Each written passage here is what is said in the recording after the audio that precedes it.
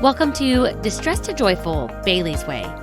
I'm your host, Bailey Raber, here to enlighten you and the rest of the world about one of the most misunderstood mental health disorders out there, bipolar disorder.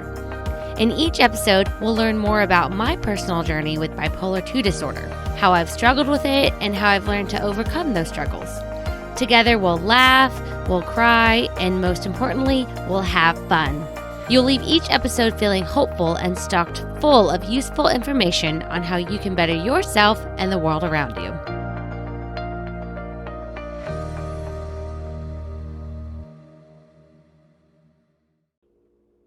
Hello, friends. Welcome back for another episode. I am so excited. So I've got some really cool things to tell you about before we move into the episode today. So the first one is that, I don't know if you guys remember this or not, but I had said maybe about a year or so ago that I was planning to make some mental health awareness t-shirts to put in my Etsy shop and to wear and to help spread awareness, because obviously this is what I'm doing here. This is my mission. And I'd love if you guys could jump on board in more ways than just, tuning in, which I do appreciate. Don't get me wrong. So I'm so happy to tell you that I finally have gotten around to it, and I have started creating some, and I've got a couple already uploaded into my Etsy shop. So I'm actually wearing one right now. So if you're on YouTube, you can see it says, "It's okay to feel your emotions." But what's even better is on the back side, which I cannot turn around and show you. I am literally backed into a corner here. On the back side, there's a word search, and there are 15 different emotions hidden within the word search. And I only highlighted, I think maybe 4 or 5 of them. I think 4. I don't remember. I can't see back there. But yeah, so it says emotions at the top, and then it's got a word search. And what's really cool about that is if you're in line at the grocery store or getting your Starbucks or what the hell ever, and somebody's behind you, like, I'm hoping that they'll take notice to it instead of whatever the fuck's happening on their goddamn phone.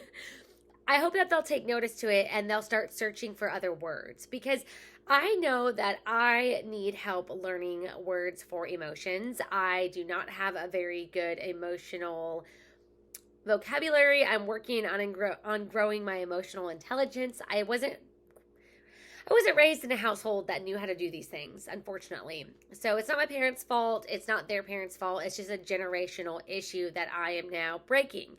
And part of helping me learn is by doing things like this, by wearing a word search on my back that has a bunch of different emotions in it, like making my fiance wear one so I can look for him, that kind of stuff. And so it's just one little way to bring about awareness and to start a conversation. It's okay to feel your emotions. Like, come on, you guys. But also, I've got a couple other ones. My fiance's favorite is, it's small, and it just says, "Mentally, how are you?" on the front. Like, it's pocket-sized on the front of the shirt. That's all it says. And he loves this shirt because it is a conversation starter, but not from across the room. Like my shirt I'm wearing right now, the emotions one, is a across the room conversation starter. His is more of like, if you are paying for your Starbucks, the cashier might see it and might ask something about it. Or you know what? Somebody might be talking to you, a friend, somebody at a party, at the grocery store, I don't know, wherever. Where do you guys go besides the grocery store and Starbucks? Please let me know. I feel like we don't even go to Starbucks anymore, but anyways, besides the point, it is a great conversation starter for somebody who is in your little area, somebody who's close enough to read it, and hopefully they're going to respond and tell you how they are. And if they're not doing well, that is a time to really be able to reach out and help somebody. Or if they are, it's also a chance for people to be vulnerable, I guess. That's what I'm kind of getting at. Like, that is a question that you may not ask somebody. You might not think to ask it, but if you're wearing it on your t-shirt and somebody sees it, they're going to be hopefully more curious and more open to having a conversation, especially about mental health and if they need help, that kind of thing too. So I feel like I'm rambling. I'm just really excited. Another one that I made, which I think is so much fun. It says, "Mood always on shuffle." And that one's obviously for bipolar awareness. I actually put hashtag bipolar disorder awareness on it. That one I think is just fun because I feel like I have my moods on shuffle sometimes, and it's not always something I can help. Sometimes it's annoying, but it's just one of those things where if you can bring laughter and humor to something that might not always be a fun thing, it just makes it a little bit easier to cope with and deal with. And I hope that those of you listening who also have bipolar disorder, you also think it's funny. A couple people have favorited it. Wow, that's a weird word. They have hit the favorite button on Etsy, so at least a couple people get it. So yeah, that is in my Etsy shop, Bailey's Way Designs. It is going to be linked in both the episode description and the show notes. So you guys can easily find that. You can also just go to Etsy and type in Bailey's Way Designs, and it's going to pop up for you guys. So yeah, I finally am doing this. I finally have gotten to that point. You guys know that when I say I'm going to do something, I am going to do it. Sometimes it just takes me longer than I had expected. But you know what? That's okay. That is okay. I am a woman of my word, and sometimes life gets in the way, and we just learn to be agile and move forward. So another thing that I did that's so cool that, again, I have here with me. So if you're on YouTube, like, you'll get to see it. I'm so excited. So let me explain it to you. So I have a Doug the Pug calendar hanging up in my room, or mine and Moni's room. And Doug the Pug, huge fan. We'll talk about pugs here in a minute. So I realized I was having a really hard time remembering whether or not I've taken my medication. I just got put back on it, about a year ago now. And so I have really struggled with remembering to take it every morning. And especially now that I'm also taking a second dose in the evening along with another med. Like, it's hard for me to remember. And there's been days, y'all, where I will literally, I will take the med and then I'll forget within 5 minutes. And then if Moni didn't see me, then neither of us remember if I've taken it or not. So we're at that age. I'm almost 30. We're at that fucking age. And so I know I can't be the only one struggling with this. There's got to be more people out there who are also struggling to remember to take their meds. And sure, there are apps on the phone and all that kind of stuff, and that's great and all. That's great. But I'm a little bit old school. And so what I had done on my Doug the Pug calendar was I drew all these boxes. I drew one on every single day, and I drew 2 when I started taking a second dose of my medication. And I would check off after I took it. Guys, drawing those boxes was so annoying. Drawing, 60 of those every single month. I gave up. So, a couple months you'll see boxes and checks here and there, and then that's it. And so what I did, because I'm a problem solver and I love solutions, is I made this beautiful calendar for 2024. So I'm calling it the affirmation calendar because it's got 2 amazing things in it for you, for your friend, for your spouse, for anybody who needs it. So the first thing, I'm calling it affirmation because every single month has a affirmation listed on it. So for January, I am capable of achieving anything I set my mind to. And I was very, very strategic, and I thought things out, and I specifically put affirmations with each month that kind of fit the theme of the month. So obviously everybody is getting new goals for the new year in January, so I can achieve anything I set my mind to. Slides right in perfectly. I think my favorite one, which is super important, is for December. And that is, I choose to focus only on what I can control. Because December is the holidays, and the holidays seem to be a shit show for a lot of people. I know it used to be for me. And so I just felt like that one just spoke to me, and that needed to be for December. So what I did, and if you're on YouTube, you can see, and if you're not on YouTube, don't worry, I will put photos in the show notes. So if you're on YouTube, you can see every single day has the word medication and a checkbox next to it.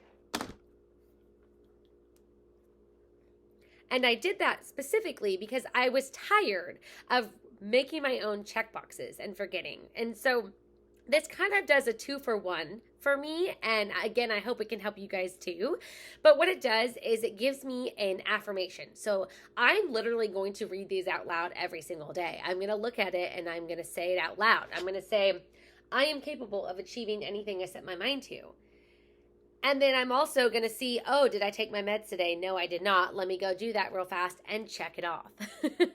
So I'm just so excited. I am so excited. I told a couple friends about it. A lot of people have said that like this is something that they think is good and that they would use themselves. And so again, this is in my Etsy shop. So if you guys are interested, right now I currently have the calendar is just for if you take meds once a day.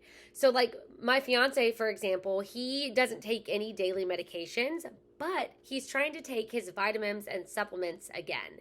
And so he's actually going to use this calendar here because it's got one checkbox per day. And he's going to use that as a way to remind himself to take his vitamins. And when he does take them, he will check it off. So that way he can kind of keep track and watch his progress and make sure he's actually doing this. It's a great reminder for that. So I'm going to make an additional version of this calendar where it's going to have 2 check boxes for the medication. And so this calendar is going to have a different color on the cover. I'm going to make sure that it's listed on both of them separately. But make sure, guys, if you do come back and you want that one later on when it's up, I'll let you guys know. Just make sure that you read the descriptions and that you're picking the correct one, okay? But yeah, I am so pumped. I also obviously included all of the holidays. I included some really fun stuff too, like World Bipolar Day is on March 30th, so that is listed on the calendar for you guys. Same with International Women's Day, and let's see, Global Love Day, and what else? Of course, I can go to August, that has nothing, and World Mental Health Day, like random stuff like this national days that are worth recognizing. I've thrown those in there too. So yeah, I'm super pumped. Again, I hope this is something that you guys will use and love and enjoy. And if not, well, then at least I have it for me. Oh, and speaking of Doug the Pug, okay, I mentioned him a few minutes ago. So I have wanted a pug my entire life. I've been obsessed with pugs. I've always wanted one myself. And guess what, guys? I have a pug now. I do. Moni and I went and picked him up this past week. So he's been with us a little over a week now. And oh my God, I just love him so much. He's a puppy. We got him from the most amazing breeder up in Waco. She actually, she breeds pugs and German shepherds, and my cousin Rainey and Joey, they got their German shepherd from her, and when we heard she did pugs, we're like, sign us up. So his name is Duke. He is so adorable. He has his own Instagram, Pugtastic Duke. You guys can go follow if you want. He is just bringing so much joy and love into our lives. And he is my emotional support animal, which I have been needing for a very long time. And he is, it's just a dream come true. I'm so glad that Moni was on board with that with me, and that we finally did it. We finally have a pug, and both of us, our hearts are just so full. Okay, so let's go ahead and dive into today's episode, which is You Caught Me, I Lied. So it's a really interesting title, isn't it? Now, first of all, I want to stop and say, I know I said that we were going to talk about bipolar rage, and we will next episode, because I decided I needed to squeeze this one in, as this is something that has been on my heart for a very long time, and I just haven't been able to figure out what I wanted to say.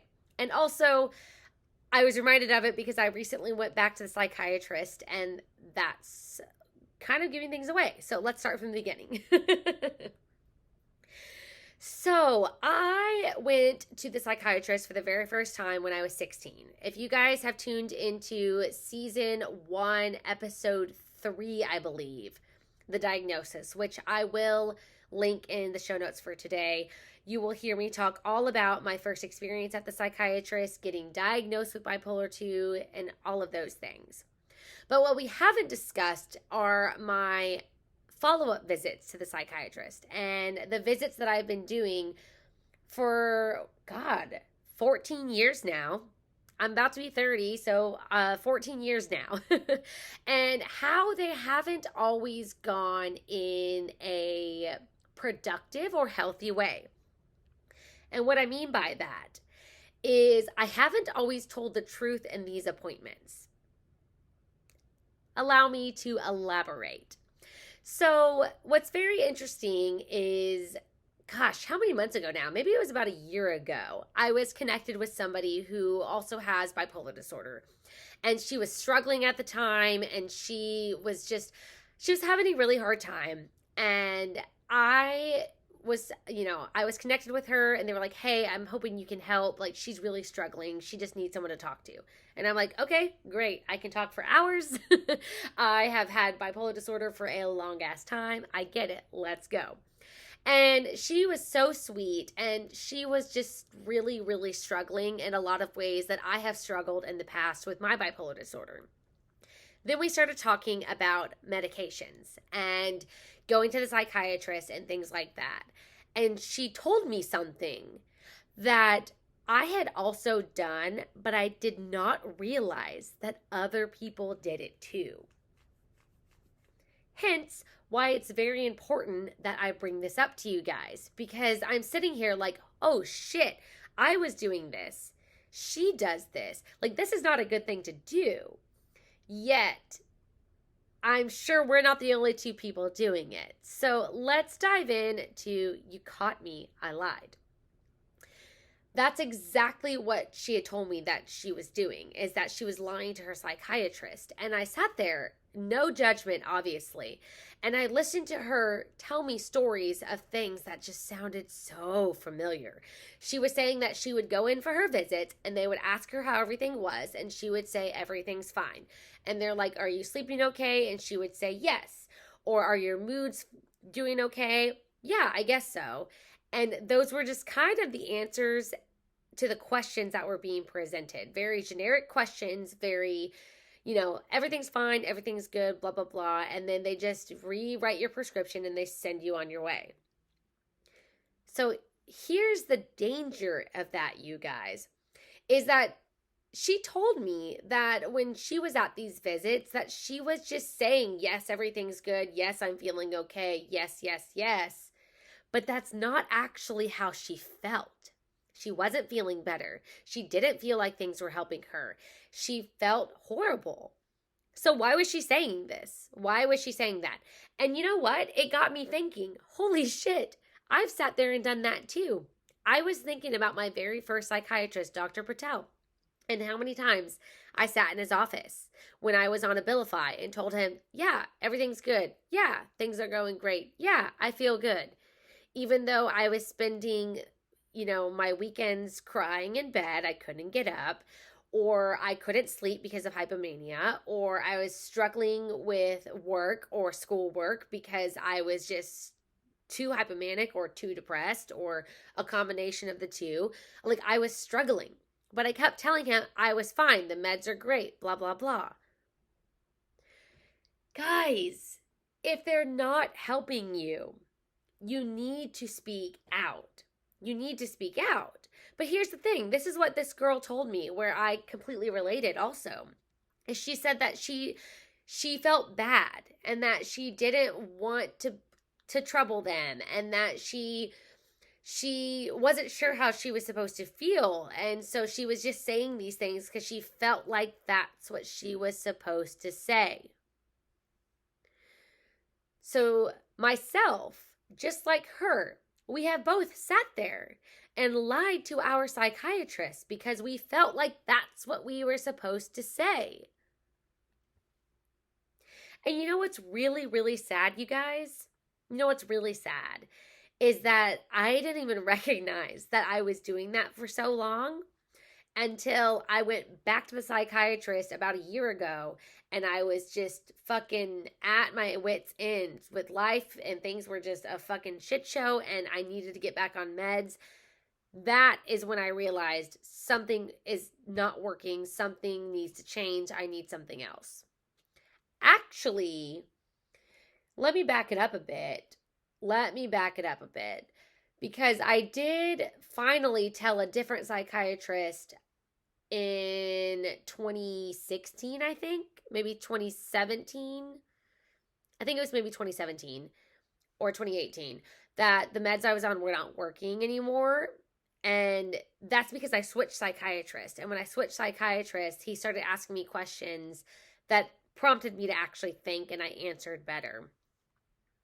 Wow. Okay. Regardless, it took me switching psychiatrists to then figure out something's not working. Y'all, I was on Abilify. I was on that medication for how many years? 7 or 8 years. And I don't think it ever did anything good for me. I don't remember it helping me the way that my current meds are helping me. And that's the thing with meds, y'all. I had a whole episode about this that I will link in today's show notes, that you have to try out a bunch of them before you find the right one.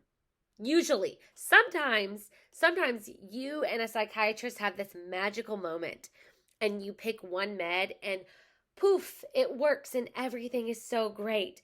But as far as I know, that's rare as fuck. Like, that's so rare. But that can happen. That can happen. But if that hasn't happened, if you've tried meds and you feel like they're not working for you, when you go back to your psychiatrist and they ask you, is everything good with these meds? I want you to look at them and say, no, it is not. If it is not, if it is good, say it's good. But if it's not good, tell them that. Tell them that.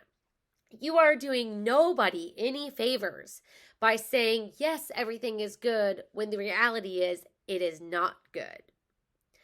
Think about it like this. Let's put things into a different kind of perspective. Let's say that you broke your foot. And you go back and the doctor gave you some pain meds and you're taking them and they're not working. They're not helping. You still feel pain in your foot. So you go back to the doctor and the doctor's like, how are those pain meds working for you?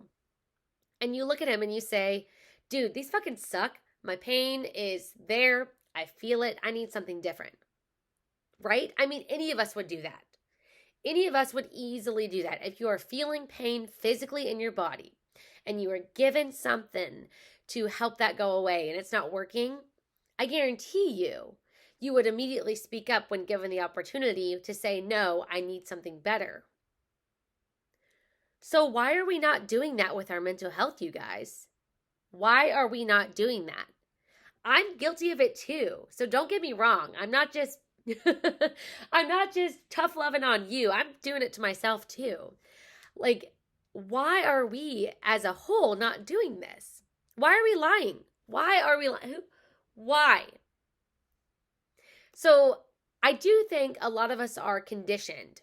We are conditioned to try to not make a fuss, to not make other people uncomfortable, to not make a big deal out of things about ourselves. But y'all, the psychiatrist's office is the place to throw that shit on the floor and say, you know what? I matter. My mental health matters. My heart matters. I matter. And I need to feel better. And what I'm doing right now isn't making me feel better. So let me talk to this person in front of me and let's sort this out. Boom. It's as easy as that. But you know what's so crazy though is that, like I said, I didn't even realize that this is something that more people are doing than just me. It wasn't just me lying to my psychiatrist. I literally felt so seen in that moment, you guys. I felt so seen. I was like, holy shit, we're here talking to this, we're here talking with this girl about her problems and how I can help her. And she just helped me too. She just helped me realize I'm not alone. I'm not the only one who's doing this. But then it clicked, like, how many of you guys listening have done that too? We need to stop. We need to take care of ourselves. Because here's the thing, you guys. I can't take care of my fiance or my little puggy down here, which he's sleeping in his little crate. I can't take care of them if I can't take care of myself first. And taking care of myself first starts with getting on the right medication, because I have bipolar 2 disorder, y'all. I have bipolar 2 and I need medication. So I need something that's actually going to work. And thankfully, I have, I found yet another psychiatrist. Life happens, things shift around. And this one, she has been really, really great with monitoring the new medication she put me on, the dosages, all of those things. And guys, if your psychiatrist isn't doing that for you, if they're not asking you probing questions, if you don't feel like they're actually looking out for you, if you tell them that the medication that you are on isn't working and that you want to try something else and they say no, it's time to find a new psychiatrist. Guys, I'm serious. You need to shop for doctors like you would shop for a new car. Sometimes you got to test drive a few and figure it out. And like, I've had to do that. I have struggled.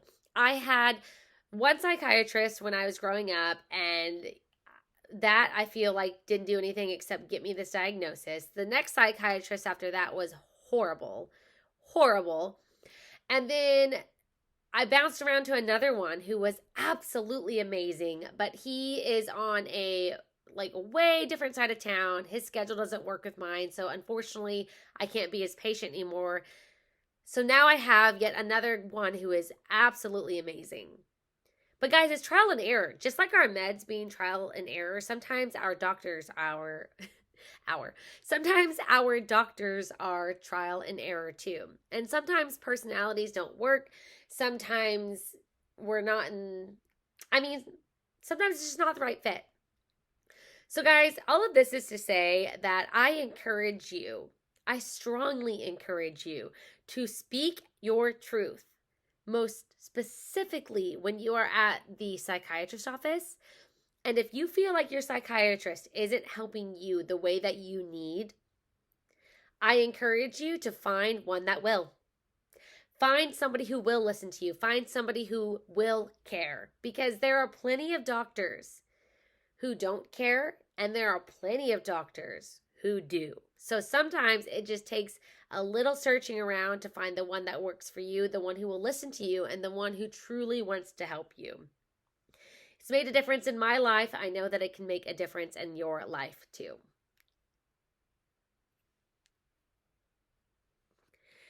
Okay, so win of the week is a way for us to spread some positivity and share a good thing that happened in life recently, whether it be that you received a job offer to the company of your dreams, or that you finally gained enough energy to shower for the first time in 3 days.